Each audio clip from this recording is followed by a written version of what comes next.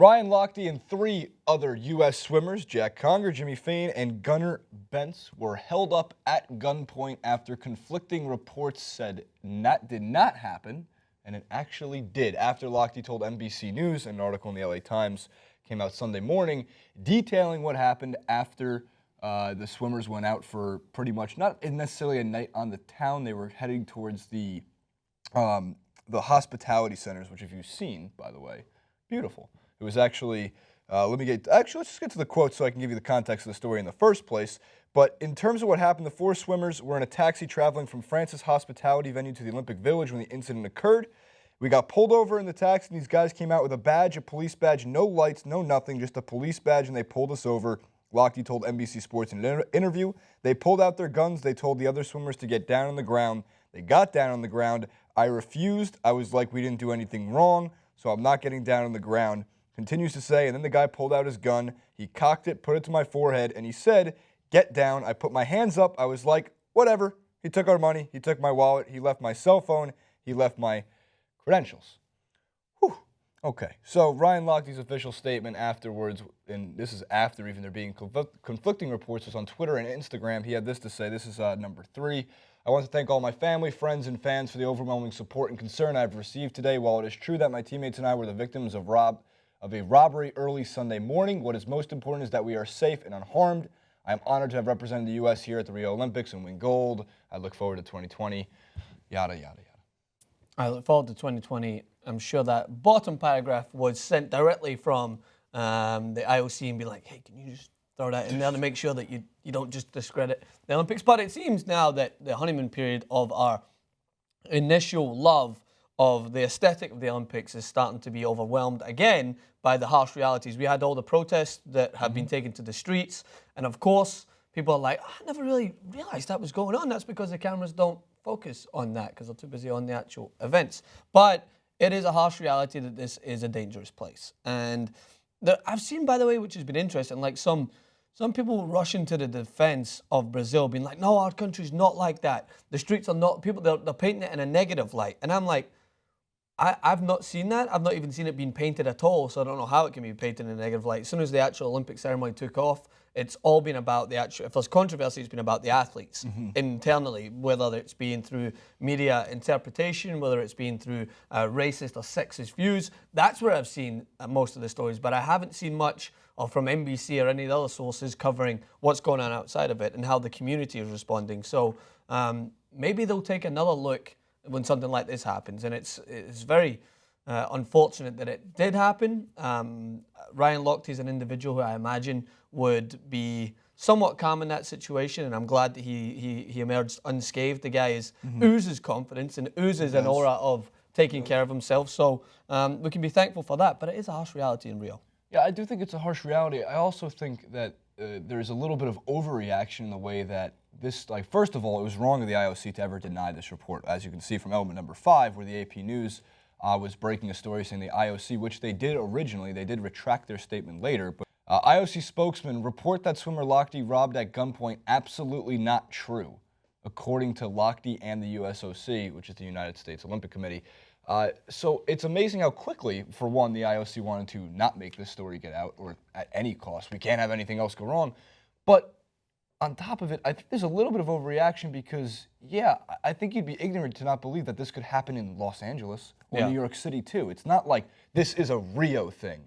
No, people get robbed, unfortunately, at gunpoint or knife point in other places in the world. Maybe there's a higher likelihood in some places like Rio de Janeiro, which unfortunately since 7 years ago where their economy was booming, all detailed in the LA Times article, to straight recession and then a World Cup and then an Olympics and their president is bailing and God, everything keeps getting worse. But it's ignorant to believe that this couldn't happen anywhere else. So this is not actually one of the situations where this is a Rio problem. No, actually this is something that actually happens all over the world, and it's sad it doesn't get reported on nearly as much as you would think it should, but I'm happy that eventually did get cleared up as to what happened. Yeah. Because it's so easy to cover it up with more beautiful shots of the gymnastics teams and the pool, which is green, but then also blue. And then sometimes that's just because of Ryan Lochte's hair.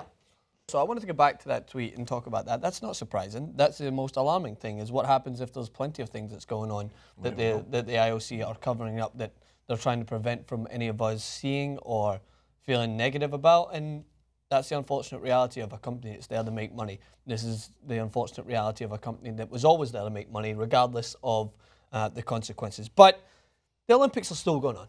Oh, there's still things that are happening, and it's still, aside from this madness, there's a few good talking points, should we say, and most of those talking points revolve around that one man.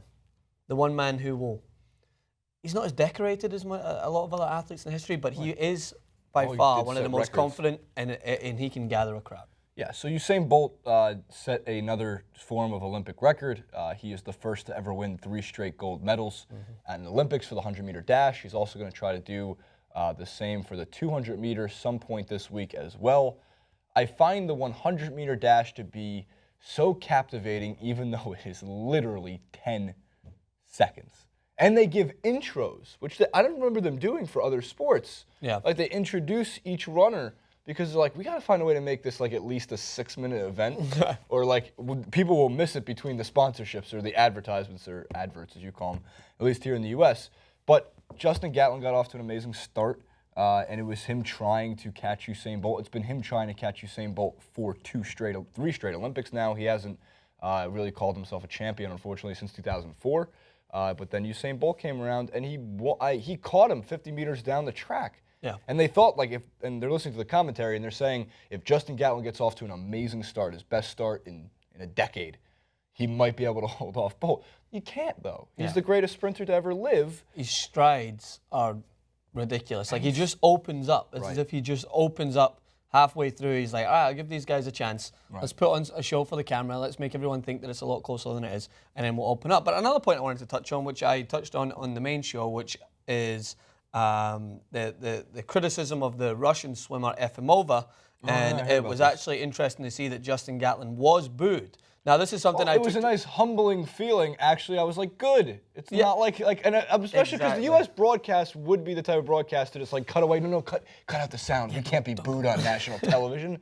No, it's good. We're not. In some cases, we are the villains, and no, in this case, Usain Bolt is the hero. Yeah, but it's not. It wasn't just that. It's just like that swimmer was treated as if she was just a criminal, right? And splash water on her face, and then no one was paying attention. Like when she was talking, it was as if, oh, we're looking away. She's doing drugs. She's doping, right? And I understand that there is a lot of cloudiness and a lot of shadiness when it comes to Russia and their involvement in this massive doping scandal. But it is not unique to Russia. It would be simple to be like, that damn Putin, communists, damn them. All they're doing is doping. But especially in Justin Gatlin's situation, the guy has served almost 10 years of suspension because of doping scandals. So he is not innocent, and neither is Jessica Hardy in the past either. So it's not unique to Russia. But I don't condone it. Don't dope. Hit the other dope, which is marijuana, like Michael Phelps. Right. And Usain Bolt. Hey, does he smoke weed? Yeah, they have like all the tweets and stuff. Don't smoke weed, kid. You might be a decorated Olympic champion. Oh, okay, I get it. Jessica Hardy, your favorite Hardy next to Tom Hardy? I don't know if anyone can come across him. Definitely favorable than Greg Hardy. That's in the Hardy power rankings on TYT Sports. Comment below in regards to Ryan Lochte, Usain Bolt, Jessica Hardy. What was it? Efimova? Efimova. Sorry, Efimova. And what was the other athlete you mentioned in this clip? Justin Gatlin. Justin Gatlin. Like, favorite, subscribe. We'll see you soon.